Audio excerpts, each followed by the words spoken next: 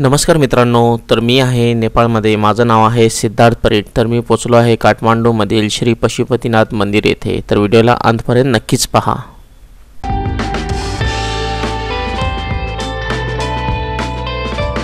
मित्रांनो, मी 3 नोव्हेंबर 2025ला काठमांडूमध्ये होतो आणि त्या दिवशी होतं सोमवार. तर सोमवारच्या दिवशी श्री पशुपतीनाथ मंदिरला मी पोचलो आहे दर्शनासाठी.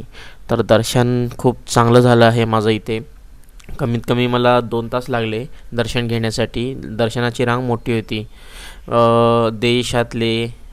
भारतीय देशातले आणि नेपाळचे देशातले तर नागरिक तिथे होतेच दर्शन घेण्यासाठी.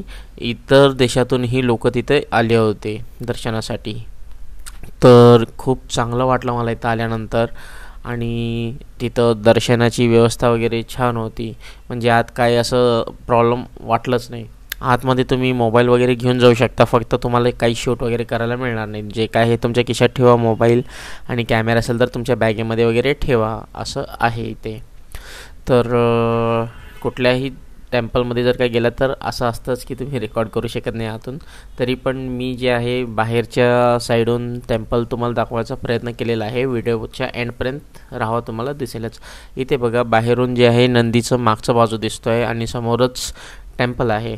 तर ह्याच बाजूने आपल्याला दर्शन घ्यायचं आहे. तर आत तुम्ही लाईनमध्ये थांबून जेव्हा जाता तर असं प्रचंड मोठं टेम्पल कॉम्प्लेक्स दिसतं. आत गेल्यानंतर खूप छान वाटतं एकदम. सर्व भक्त लोक तिथं हर हर महादेव म्हणत असतात, वेगळे बम बम भोले म्हणत असतात.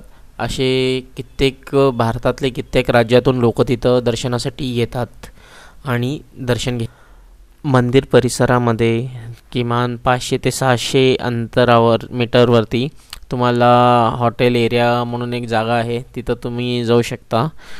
तिथं आपल्या राहण्याची व्यवस्था करू शकता. आणि मंदिर परिसरामध्ये तुम्हाला तुमची बॅग ठेवण्यासाठी, चप्पल ठेवण्यासाठी निःशुल्क सेवा पण उपलब्ध आहे.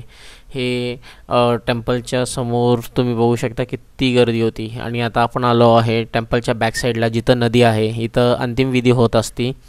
तर भरपूर लोक इथं येतात. सेम वाराणसीच्या मनकर्णिका घाटसारखंच आहे. कंटिन्यू इथं अंतिमविधी होतच असते.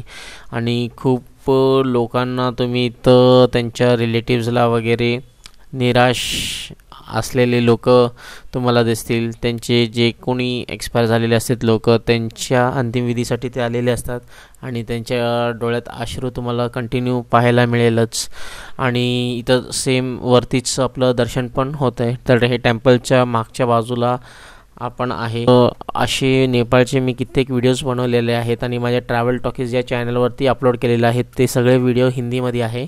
एवढंच की मला मराठीमध्ये आणि हिंदीमध्ये दोन्ही रेकॉर्ड करण्यासाठी जास्त वेळ नाही मिळाला असल्यामुळं मी फक्त श्री पशुपतीनाथ मंदिरचं व्हिडिओ मराठीमध्ये बनवलेला आहे. तर तुम्हाला हा व्हिडिओ आवडला असेलच. तर नेपाळचे लवकरच अनेक व्हिडिओज मी अपलोड करणार आहे फेसबुकवरती पण. तर तेही तुम्ही पाहू शकता. सगळे लिंक्स मी डिस्क्रिप्शनमध्ये दिलेले आहेत. हे आजूबाजूला छोटे छोटे टेम्पल्स आहेत, खूप गोष्टी. आणि इकडे मंकीज, माकडं पण आहेत, बघू शकता आपण. आणि भरपूर लोक ह्यांच्यासोबत पण फोटोशूट वगैरे करत असतात. आणि मंदिर परिसरामध्ये मोठमोठे रुद्राक्षाचे दुकानं मिळतील तुम्हाला. आणि तिकडे भरपूर रुद्राक्ष अनेक प्रकारचे पाहायला मिळतील. तर कधी आपल्याला पाहिजे असेल तर तेही बघू शकताय, जर का परचेस करायचं असेल तर. नेक्स्ट टाईम मी ज्यावेळेस नेपाळला जाईन त्यावेळेस तुमच्यासाठी तिकडचेही व्हिडिओज बनवून आणेन. लवकरच मी परत एकदा विजिट करायचा प्लॅन करत आहे. माहीत नाही कधीपर्यंत विजिट करेन वगैरे. पण खूप चांगलं वाटलं. ही विदेशचं माझं पहिली यात्रा होती, इंटरनॅशनल ट्रिप पहिली होती माझी. तर हे सहज म्हणून आलो होतो, विदाऊट एनी प्लॅन्स.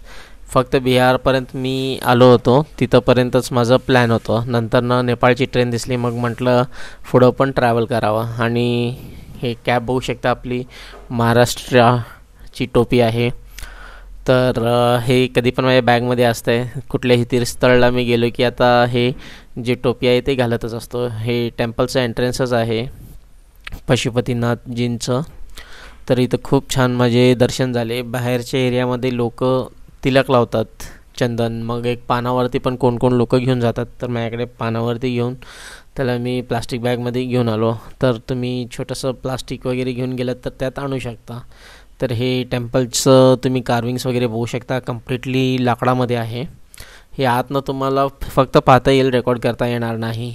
हे मी बाहेरून केलेलं आहे नदीपलीकडून. तर खूप छान आहे. आणि श्री पशुपतीनाथ मंदिरमध्ये आल्यानंतर भरपूर लोक जे आहेत अन्नदान करतात पक्षींना. तिथं बाहेर कबूतर वगैरे आहेत, तर त्या कबुतरांना अन्नदान केलं जातं. तिथे दाणे घातले जातात त्यांना खाण्यासाठी. तर असे कित्येक तिथं रिच्युअल्स होत असतात, आपल्याला माहीत नाही. पण नेपाळमध्ये गेल्यानंतर मला असं वाटलं नाही की मी कुठल्या तरी दुसऱ्या देशात गेलो आहे. पूर्ण भारतीय संस्कृती मला तिकडे पाहायला मिळाली. आणि बरेच खाण्यापिण्याचे जे ठिकाण होते ते शाकाहारी होते, म्हणून काहीच कुठं प्रॉब्लेम आलेला नाही आहे. इथं पाहू शकता अंतिमविधी होत असलेलं जागा. आणि हे नदीवरून एक ब्रिज आहे, तिकडनी नदीच्या अलीकडे आणि पलीकडे जाण्यासाठी मार्ग आहे. हे जे दूर दिसतंय तुम्हाला, हे तिथल्या स्मशानातूनच येत आहेत. आणि ते पाहण्यासाठी भरपूर जे आहेत बाहेरच्या देशातले लोक आलेले असतात. तर इथं काही फोटोज आहेत जे मी क्लिक केले आपल्यासाठी, ते तुम्ही पाहू शकता. होप्सो तुम्हाला हे व्हिडिओ आवडला असेल. आपल्या जवळील मित्रांना हा व्हिडिओ शेअर करा. आणि जर का तुम्हाला वाटत असेल की तुमच्यासाठी एक नेपाळचं ट्रिप मी अरेंज करावं, तर तुम्ही मला संपर्क करू शकता. माझा नंबर मी डिस्क्रिप्शनमध्ये दिलेला आहे. तर आपल्यालाही मी ट्रॅव्हल करण्यासाठी घेऊन जाऊ शकतो नेपाळला. तर चला मग मित्रांनो, असेच एखाद्या नवीन व्हिडिओमध्ये आपण भेटूयात. तर चला मग भेटूयात आपण पुढच्या व्हिडिओमध्ये.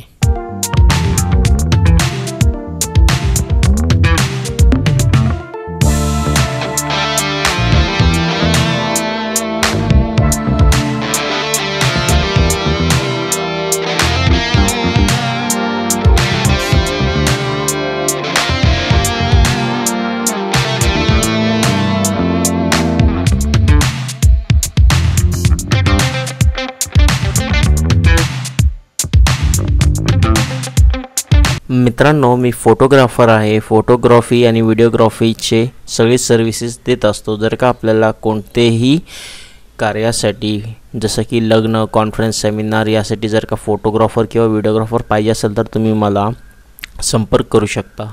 Service all over Bharat.